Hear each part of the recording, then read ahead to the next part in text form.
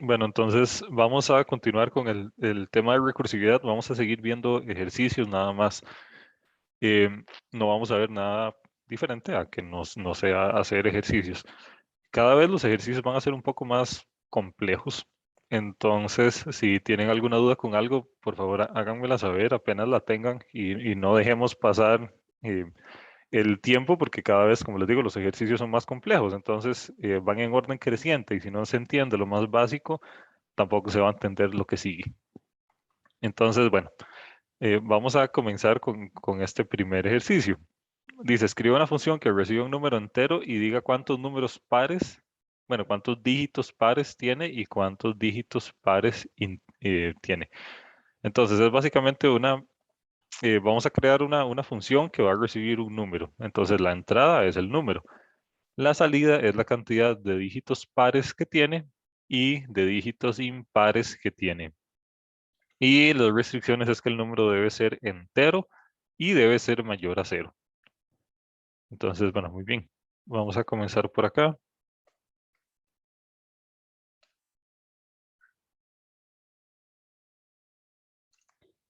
Este es el ejemplo 2. Vamos a crear una función. Esta se va a llamar pares impares. Esto recibe un número y ya. Ahora en esta función principal, vamos a hacer la validación de las restricciones.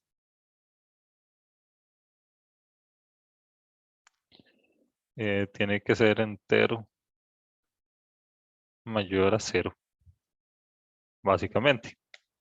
Entonces, para saber si un número es entero, ¿se acuerdan que había que usar una funcioncita que se llamaba isInstance? Entonces vamos a preguntar si isInstance de num, int es igual a falso. Significa que el número no es entero. Ajá. Y ahora validemos si el número es... bueno, no. Hagámoslo aquí mismo. O números es menor a cero.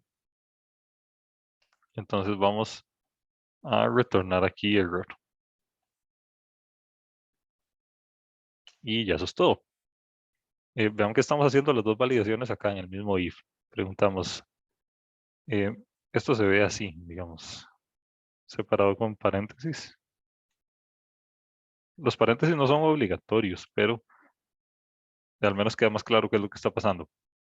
Si el número no es entero o si el número es menor a cero, entonces vamos a retornar error. Si no, entonces vamos a continuar. Vamos a crear una función que se llame pares impares aux y que esto recibe el número nada más. Vean que recuerdo que una vez cuando habíamos visto lo de if y else, alguien me había preguntado de que si en algún momento podía venir un if solito. Vean que aquí es un caso en el cual viene un if solo, no tiene else, no tiene el if ni nada. Es simplemente un if solito. Ok, bueno, ahora creemos la función esta. Pares impares aux. Y esto recibe un número nada más. Em, Mentira. Los pares tenemos que obtenerlos de una manera, los impares tenemos que obtenerlos de otra manera. Entonces voy a crear una que se llame solo pares aux. Se podría hacer en la misma función, pero es un poco complejo. Entonces hagámoslo en dos funciones separadas. De momento vamos a obtener únicamente los pares.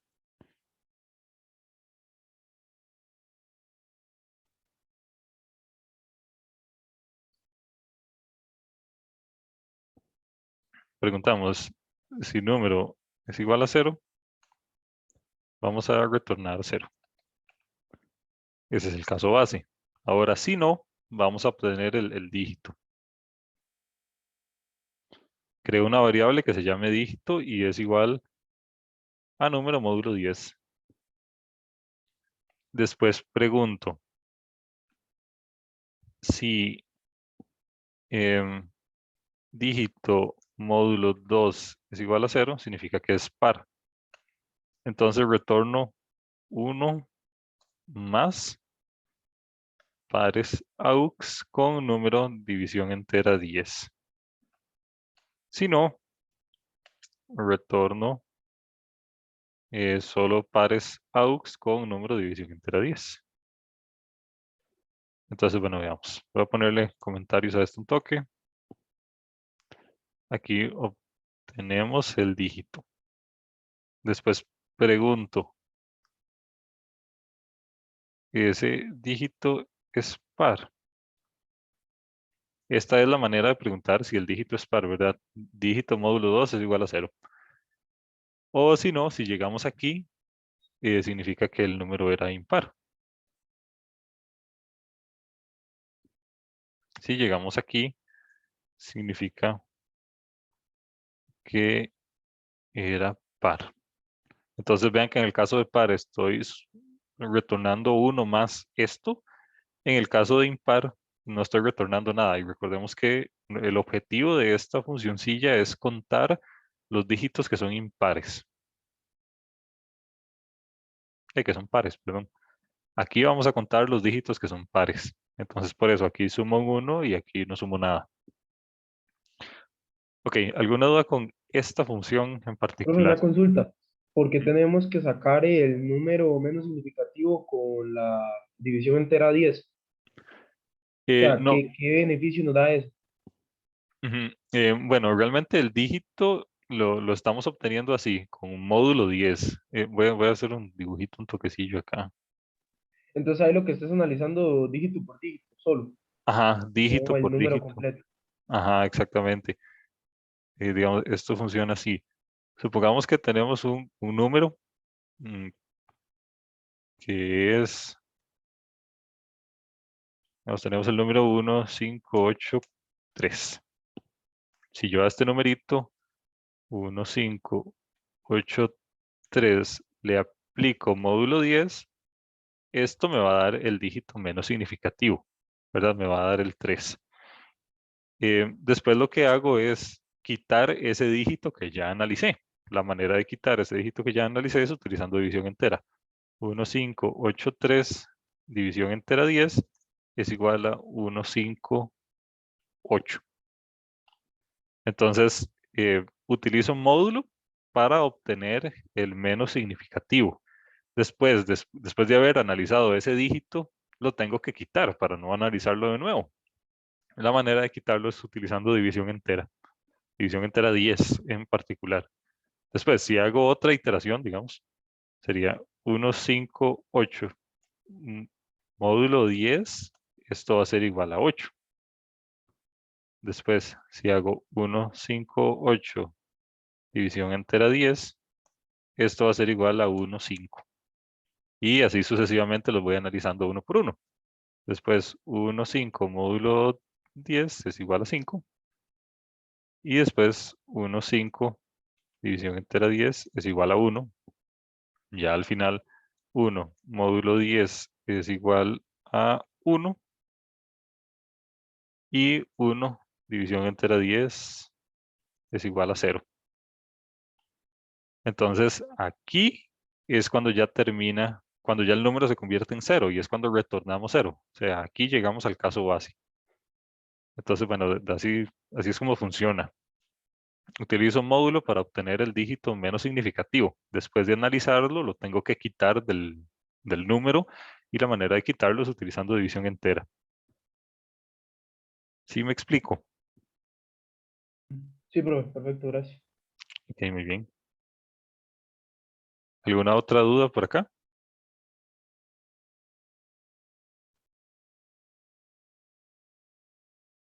Ok, entonces ahora vamos a crear una función equivalente, pero para encontrar los números que son impares, los dígitos que son impares. Para contar únicamente los dígitos impares. La estructura es básicamente la misma. Eh, Ahora la función se llama impares, así obtenemos el dígito. Preguntamos, ¿este dígito es impar? La manera de saber si este dígito es impar es que esto dé diferente de 0.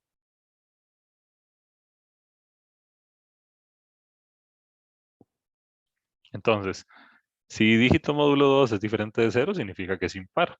Entonces, como lo que ando buscando son impares, entonces sumo 1 acá. Y si no, significa que era par. Entonces, eh, tengo que hacer la llamada recursiva sin sumar nada. Pero ven que estas dos funciones auxiliares son prácticamente la misma. Veamos impares. Ajá. Sí, todo bien.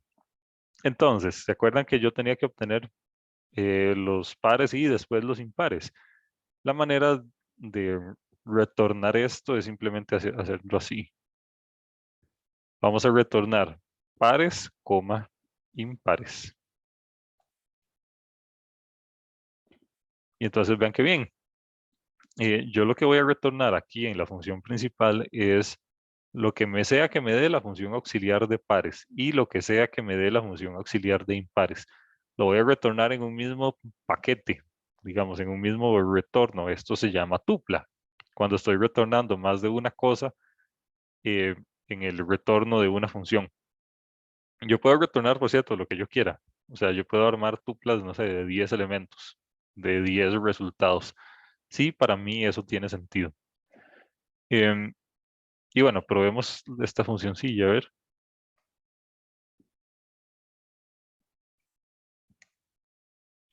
Pares impares, le vamos a poner un 1, 2, 3, 4, 5, 6, 7, 8, 9. Este va a ser el número de entrada y al final vamos a imprimir esto, lo que sea que nos dé. Le damos play y dice, hay 4 pares y 5 impares. Vamos a ver si es cierto. Ok, este es impar, impar, impar, impar, impar. Sí, en efecto. Este número tiene 4 impares y 5, 4 pares y 5 impares. Entonces, parece que sí está funcionando bien. Mm, ¿Alguna duda con este ejercicio en general?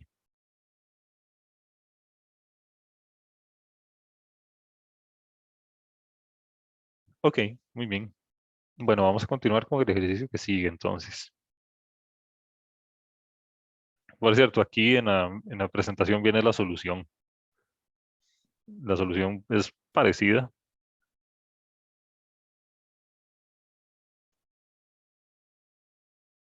Esto de acá es importante. Esto es cómo queda la pila de llamadas la ante la prueba de un número ahí, cualquiera. Ven que vacilón.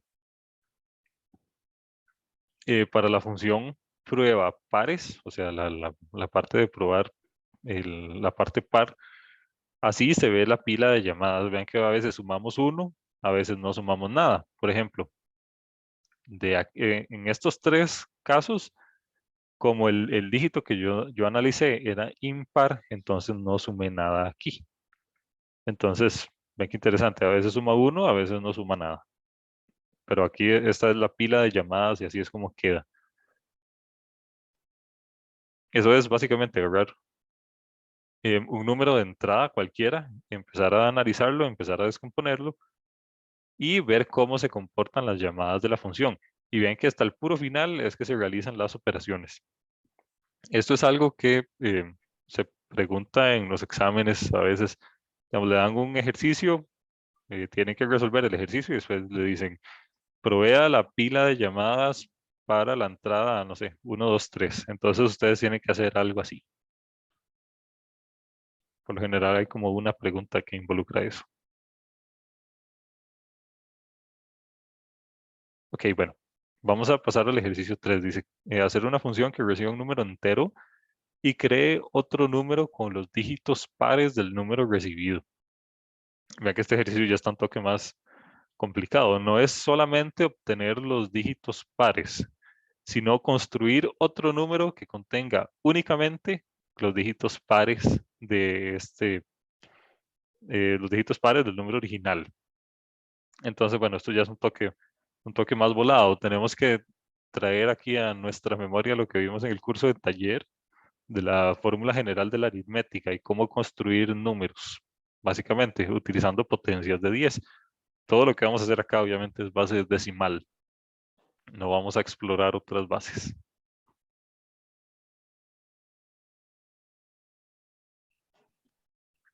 Ok, bueno, voy a quitar esto. Ejemplo 3.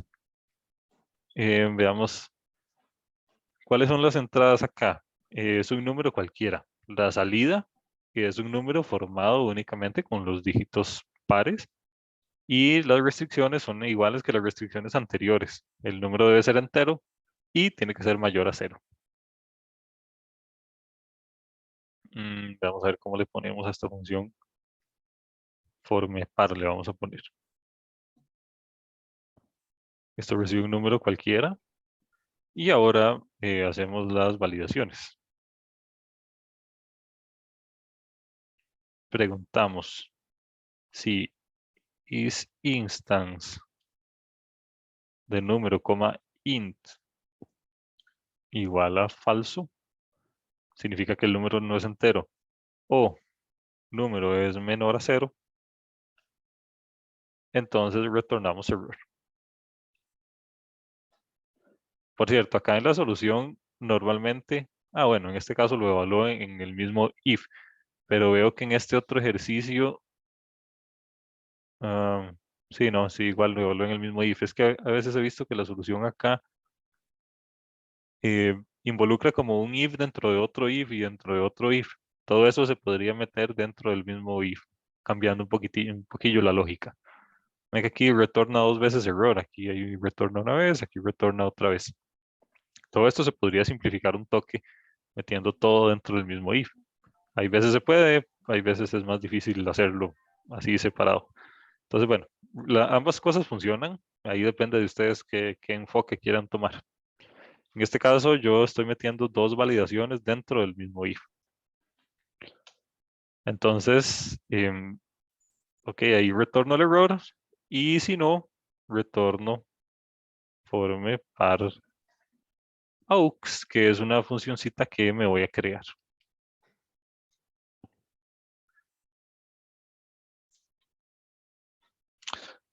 Ok, esta función recibe un número. Ahora, lo que tengo que hacer es empezar a trabajar con exponentes de potencias de 2. Entonces, mi función ahora recibe no solamente un número, sino recibe un exponente también. Inicialmente este exponente está en 0 y ahí lo vamos a ir incrementando conforme añadamos cada uno de los dígitos al número nuevo. Lo primero que hay que verificar es si número es igual a 0. Si esto es igual a 0, vamos a retornar 0. Y si no, bueno, tenemos que obtener el dígito. Dígito es igual a número módulo 10. Preguntamos si dígito módulo 2 es igual a 0, significa que el dígito es par. Si el dígito es par, tenemos que retornar dígito por 10 elevado a exponente más forme par aux con número división entera 10. Entonces, esta es la parte que es un toque compleja. Aquí básicamente, si llegamos aquí, significa que el dígito es par. O sea, tenemos que crear un número nuevo a partir de este dígito, básicamente. Entonces, la manera de hacerlo es utilizar la fórmula general de la aritmética manifestada así de esta manera. Agarramos el dígito y lo multiplicamos por 10 elevado a la exponente, donde 10 elevado a la exponente es, este exponente corresponde, empieza a contar en 0 y de ahí va aumentando conforme el número se tenga que mover un campo hacia la izquierda. Vamos a hacer un dibujito mejor porque es un toque enredado.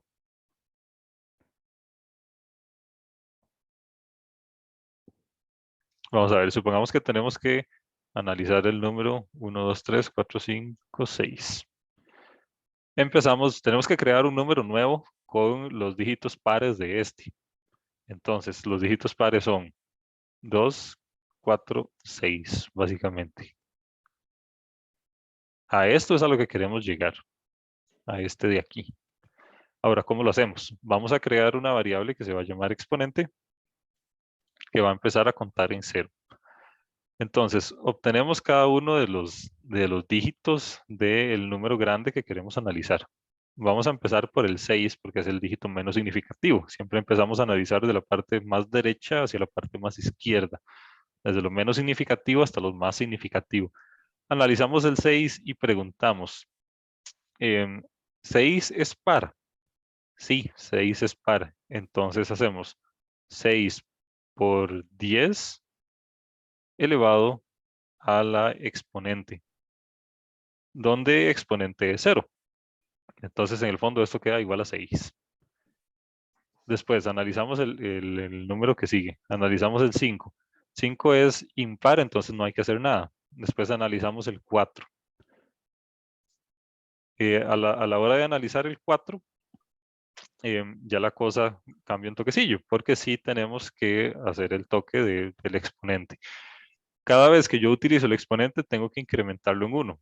Entonces, ahora exponente es igual a 1 y ya no es igual a 0 como era hace un rato. Entonces, como el 4 es par, hago 4 por 10 elevado a la exponente, que exponente es 1. Entonces, esto me va a dar igual a 40. Después continúo analizando.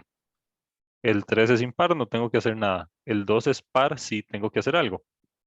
Ahora exponente no es 1, sino que es 2. Entonces ya lo quito de aquí. Y sería 2 por 10 elevado a la exponente, que esto es igual a 200. Y después continúo analizando. Em, Reviso el 1 es impar, entonces no tengo que hacer nada. Y al final, mi problema consiste en sumar todos estos de aquí. Si ustedes suman 200 más 40 más 6, esto da 246, que es exactamente lo que yo ando buscando. Entonces, esto es lo que estamos haciendo en este ejercicio. Estamos creando una variable extra que se llama exponente, que va a ir contando el exponente de la potencia de 10, por la cual yo tengo que multiplicar al dígito cada vez que yo lo quiero agregar al número de salida. Entonces, así es como funciona. Voy a quitar esto de acá. Y entonces veamos, si llegamos aquí significa que el dígito es par, entonces multiplicamos dígito por 10 elevado a la exponente más la llamada recursiva, más el resto. Y después tengo que incrementar exponente en 1. Esta es la manera de hacerlo. Ahora, si no, simplemente retorno forme par aux con número, división entera 10, y el exponente no lo tengo que incrementar. Y pues ya eso es todo lo que tengo que hacer acá. Sí, realmente eso es todo lo que tengo que hacer aquí. Y ahora podemos probar nuestra función.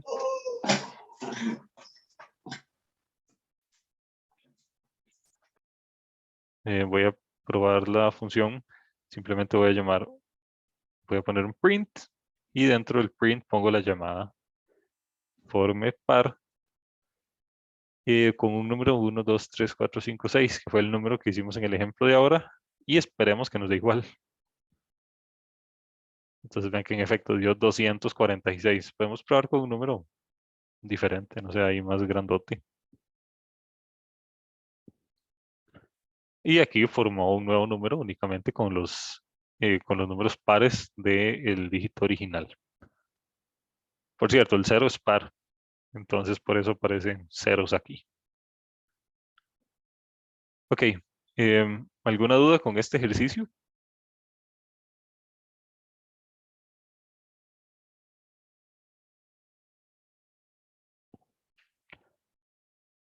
Ok, bueno, si no hay dudas con Esto vamos a dejar la clase hasta acá durante las Bueno, próximas. hay como más práctica para nosotros ver si hacemos algunos solos.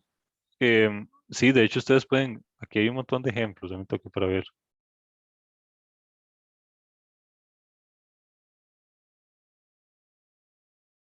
Ah, no. De esta presentación ya estamos. Después de aquí pasamos al otro tipo de recursividad. Pero lo que sí vamos a tener es una tarea de recursividad, sí, de recursividad de pila, que es esta recursividad que estamos viendo. Esa tarea, veamos, estamos en semana 7, creo. Ahí veo a ver si la dejo hoy o la dejo el viernes. Si la dejo hoy, se entregaría el 30. Si la dejo el viernes, se entregaría el primero. Pero sí, hay una tarea relacionada a esto. Y ahí pues vamos a seguir haciendo algunos otros ejercicios. Em, Ahí vamos a ver cómo hacemos. Pero sí, sí, sí hay una tarea de recursividad de pila y después hay otra tarea de recursividad de cola. Estas tareas son en parejas igual que las tareas anteriores. Y bueno, eso es todo de mi parte. Nos vemos ahorita en el otro curso. Muchas gracias.